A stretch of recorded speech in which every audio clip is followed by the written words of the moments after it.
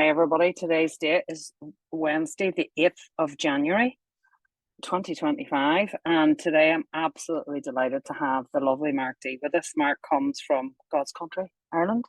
And he's originally from Dublin City Centre. He now lives in County Kildare. First came to OA in 2017. And you know what? I'm just going to let him tell you the rest. So, Mark, I'm handing it over to you. Thanks a million. Cool. Thanks, Rita. So, yeah, my name is Mark, and I'm a gratefully recovered compulsive overeater. And yeah, it's incredible to be here today. It's incredible to think that this works. It's incredible, the help and the support that that I've gotten down through the years from, how do I maintain that recovery? How do I keep that recovery? What did I do to get into recovery? And I'm going to talk we're going to talk about that, but I'm also going to talk about how I remained in in a dreadful state for a very, very long time, and how I ended up even in a treatment center. And I would tell them all about the alcohol but not about the food until I was ratted out about that. And but again, like, look, let's just take it from the top. But I grew up in Dublin city centre, and as the youngest of four boys, and there was a lot of violence, there was a lot of drugs, there was a lot of unemployment and whatever else. But that was not the home I grew up in. My father worked, my mother was a stay-at-home mom, and a very, very loving home. Very, my parents were both very, very religious but also very spiritual. And but like, to show you what addiction was like in the area that I grew up in, there was 18 of us in primary school. That's up until about the age of 12 here in Ireland, 12, 13. And there was 18 of us in the class, and 16 are dead, and basically all of them, or most of them, are because of heroin overdoses. So that will give you some backdrop to the madness and what was going on around. But when I first came into OA, I absolutely hung my hat on kind of these things. That when I was about 6, I had an accident. I was sliding down the stairs in school. I fell over, fell onto my head and fractured my skull, pronounced dead on the way to the hospital, etc., etc. And God wasn't finished with me yet. And as my parents were told I was dead and all of that sort of good stuff. Oh, well, not good stuff. But then, about a year later, 18 months later, my mother got dreadfully sick. And my mother, she had to go in and get basically 3/4 of one of her lungs removed. And because I was the youngest of them four boys, and kind of, I was about 7 years of age, I only found this out the night before she went into hospital. So it left me with these huge abandonment issues. So it was like but I was hanging my hat on that, because I kind of thought, oh, they're the things that made me, a compulsive overeater. But it was kind of, because there was so much happening at home with my mother's illness, and because of everything else, my father was trying to keep the house going, etc., etc. My eating disorder was kind of hidden in plain sight.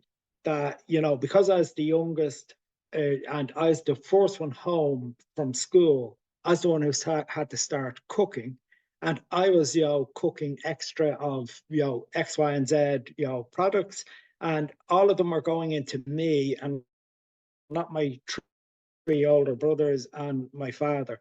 So it meant I was just putting on masses and masses and masses of weight. But again, school wise and whatever else, I kind of was this really high achiever. I have a very mathematical, very analytical mind, and all of this came really easily to me. So it meant I was able to kind of skip through school, and because my grades were good, etc., etc.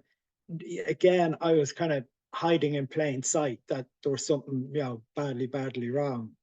And but again, it was like, to skip on through, like, a part of my story was is alcohol, and that's how I ended up in the treatment center about 8 years ago. But again, I knew I had an eating disorder going into that treatment center, but I wasn't telling anybody. They could have the alcohol, but they couldn't have the food. So it was the other clients in the treatment center realized there's something very, very wrong with his food. So I was ratted out. And then all of a sudden it was suggested that I go to an OA meeting. And it's like, but with all of that emotional turmoil that was going on, by the age of kind of like 10 or 11 years of age, I was kind of in and around kind of 18, 19 stone in weight. And like that's where I know Rita has the picture there. And this is actually a picture that I had for a fake ID that I had to get alcohol to say that I was 18 or whatever else, even though I had never any problems getting served or whatever else. But that would have been me when I was about kind of 16. I would have been probably about in around 20 stone, which is 280 pounds. I now maintain a body weight of about 11 stone or 154 pounds. But I uh, and again, when I came into OA, I had lost all of that weight, but I was doing it by being anorexic, bulimic, over exercising, by just not eating, by not eating for extended periods of time, by not eating for days and days and days on end. And my wife bargaining with me, hey, look, Mark, you can have the alcohol if you just eat. And I was like, that's not, a good place for a relationship to be. But and again, I took my wife hostage. There was never any kind of physical violence or anything like that, but I took my wife hostage and I took away her peace of mind. And she was forever worried about me because I was having seizures. That was because of the alcohol and the food. And but again, I couldn't see this. Since I've come into recovery, I haven't had a seizure. So you know what I mean? It's kind of like it's amazing how that kind of correlates. But when I ended up going into that treatment center, I was trying to change anything that I couldn't accept. And I just couldn't accept that, oh, I can't get that promotion in work, or I can't get this, or can't get whatever it might be. But I was very, very quickly running out of road. I was running out of room. Myself, my wife were sleeping in separate rooms. It was, our marriage was failing and, things weren't looking good at all. And, I ended up in that treatment center and I was prepared to give it, 100%. I was prepared to give it anything, for the alcohol. But then, the food got uncovered, and then I had to start going to meetings. And as luck would have it, I, at my very first meeting, the person who's now my sponsor was at that meeting. And I sat there and I went, I want what they have.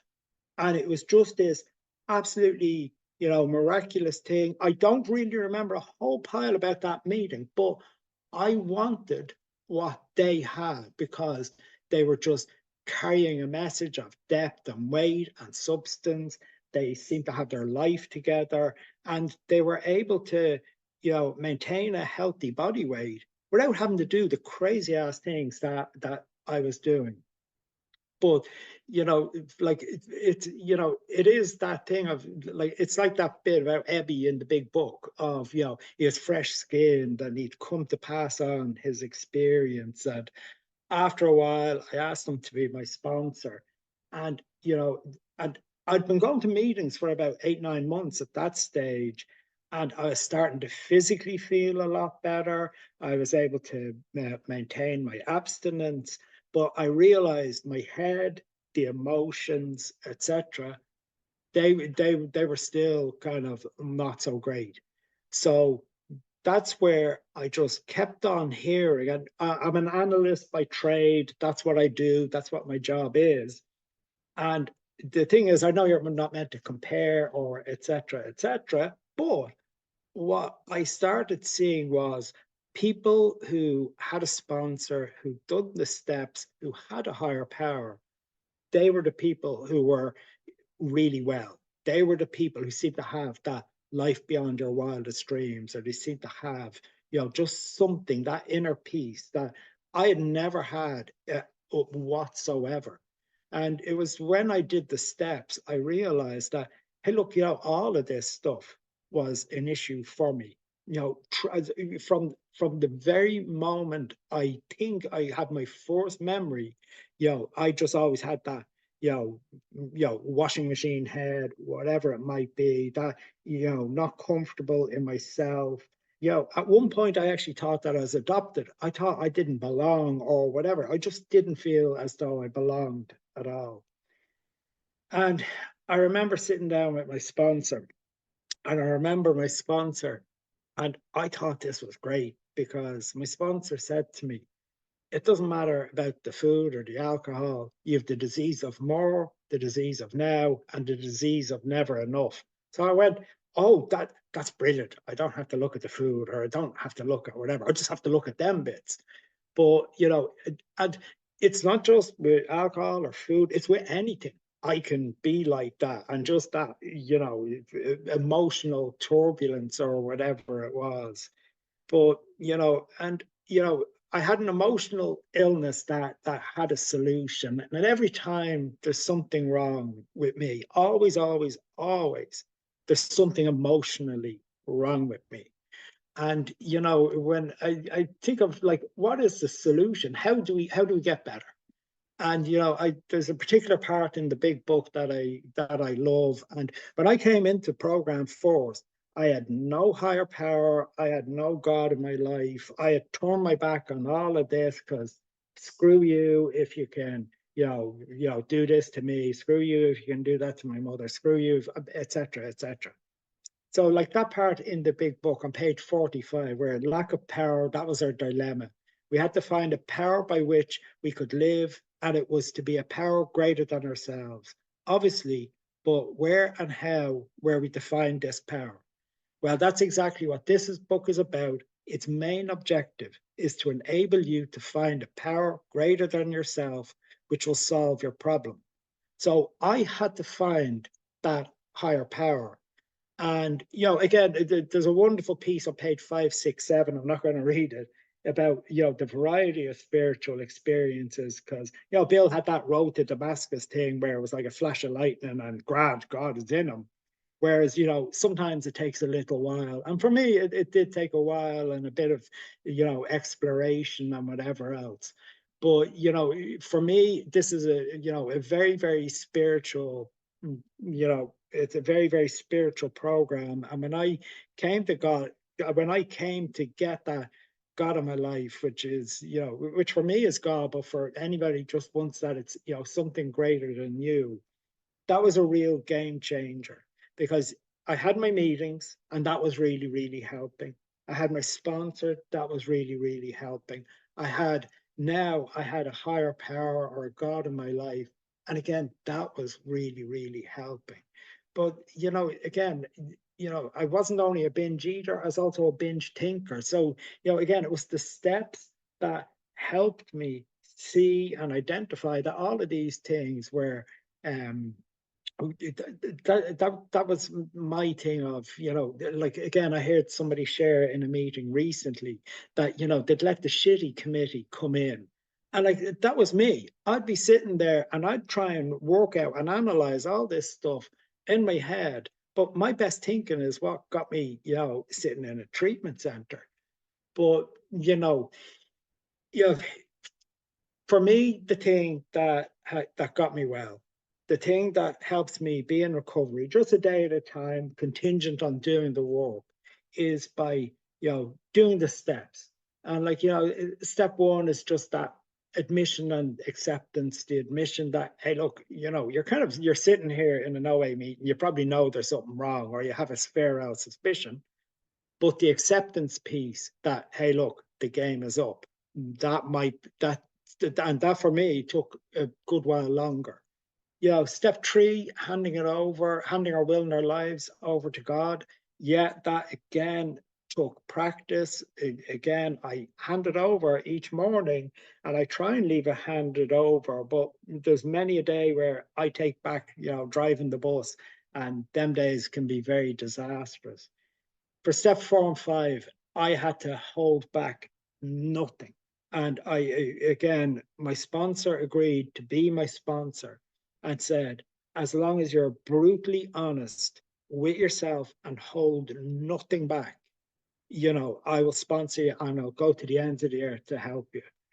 And, it was the steps that, by going through them steps, by making the amends, by winning back the trust of my family and loved ones and people around me and co-workers or whatever else, that's the thing that, keeps me in recovery. And when I got to the end of them steps, it's like it went from having, that acceptance piece that I talked about, that I have to accept that I have this illness. I have to accept that I have this disease. But I came to have this spiritual acceptance that I have this disease. And that was such a game changer. There's a man who goes to AA meetings and he's donkeys years around. And he always, people talk about, stick with the winners. And he says, yeah, look, I agree with that. But he says, I changed that for myself. Win with the stickers, the people who keep on coming back, the people who keep on doing service, the people who keep on, helping people. My sponsor, has always said to me, hey, look, how are other people meant to get it if I don't carry the message? And again, that was part of the agreement, was that I'd sponsor people if my sponsor took me through the steps. And again, that's something that I really, really enjoy doing, is, bringing people through the steps and watching them recover, because, again, I wasn't going to get it, without that. And I do now have that peaceful serenity that I never had before. And, I mentioned about a life beyond your wildest dreams. And, there's times where I had no idea what that meant. But it was a young man sitting in a meeting, and he was only a few months around. And he said, look, I don't know what you're talking about this life beyond your wildest dreams. But he said that it's a life I never knew existed. And that for me is the bit that kind of really hit home, that I never knew this life existed and that I could have it. And, like the things that recovery has allowed me to do is, I was able to hold my mother's hand as she passed away. And I know it sounds weird. It was a very beautiful and moving and touching experience. And there wasn't a hope in hell that, addiction wasn't on the table whatsoever. I rang my sponsor. I rang other members in the fellowship. I reached out to people. Just, less than a year ago, my father passed away. And I was flying into Prague, got the news as soon as we touched down in Prague. And my wife turns around to me and says to me, you're going to a meeting tonight. And again, to think of even just how she's changed through, me doing what I'm doing. So, I'm able to keep this by, by, by having a sponsor that I have told absolutely everything to. I have sponsees because I need to carry the message, because it keeps my program razor sharp. It keeps my program, I have to be on top form, and I have to be spiritually well to carry that message, or else God knows what I could pollute their mind with. I have to do a 10th step every day, some days several 10th steps. I have to journal. I have to pray. I have to meditate. And one of the things that, sometimes goes, unsaid, is that, I actually have to have fun, because I was continuously and always really serious, and everything was really, really serious. But, now, before going to bed, when I was in addiction, I used to continually watching all these, horrific stuff about, historical events and blah, blah, blah. Whereas now I always make sure to watch comedy, stuff that's lighthearted, stuff that just gets me into a place where I can sleep and not have all this mad stuff rattling around in my head. But for anybody out there who's new to recovery, this works. I was absolutely one of them hopeless cases, and I actually even have medical evidence now, because about 6 months ago I was at the doctor, got some blood tests done, etc., etc. And it's the same doctor that did the blood tests and all of that stuff for me going into the treatment center that I did. And he compared the two and he went, I am not looking at the same man. And, everything is completely normal. Everything is absolutely fine. But, for if there is anybody struggling out there, take them numbers of people. People don't put their numbers up there just for the crack. They put their numbers up there because they need that call as much as you maybe need that call. Because I need to hear the message. I need to be able to share my experience, strength, and hope with others, or else, I forget what it was like at the beginning. But it was fantastic to be asked to be the speaker at the meeting today. And again, don't give your number to read it though, because she'll ask you to do chairs and stuff like that. But other than that, look, I'll leave it at that. And it was a pleasure and honor being here today. Oh, Mark, thank you so much. What an amazing message of depth and weight. And I'm going to just read the part Mark talked about in the big book, the acceptance piece. I presume it's 417. And acceptance is the answer to all my problems today. When I am disturbed, it is because I find some person, place, thing, or situation, some fact of my life unacceptable to me. And I can find no serenity until I can accept that person, place, thing, or situation as being exactly the way it is supposed to be at this moment. Nothing, absolutely nothing happens in God's world by mistake. Until I could accept my alcoholism or compulsive overeating, I couldn't stay sober. Unless I accept my life completely on life's terms, I cannot be happy. I need to concentrate not so much on what needs to be changed in the world as on what needs to be changed in me and my attitudes. And it says, because I knew you wanted perfection, just as I did, AA and acceptance have taught me that there is a bit of good in the worst of us and a bit of bad in the best of us, that we are all children of God and we each have a right to be here.